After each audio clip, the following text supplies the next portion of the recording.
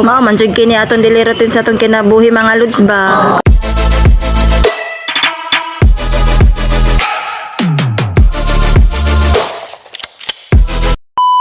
Niabot na dahil ko mga lods din sa akong padulungan. Unya, mukuantangan na sa ubos. Munaog taan ang may hagdan. Kanaa din na ang lutusan padulong ato sa gawas. By the way mga lods, maghinay dahil mo din kung agin sa hagdan kay basin unyag. Simba ko lang madiretso ba mas sila dito mga to.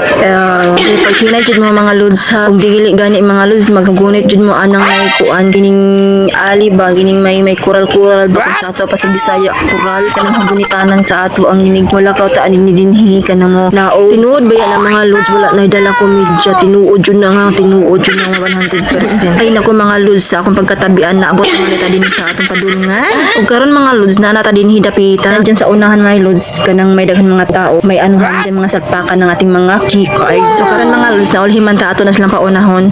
Kana silang nauna sa atua. Pagwat ta dito sa likod ba? Kay mabot magunan turon ng akit atua na pong part, di ba? So karon na nata din hidapita. Ato na isalpak ang atong kika din sa lungag gamay. Ayan. Makalusot na ta din sa atong giagian, di ba?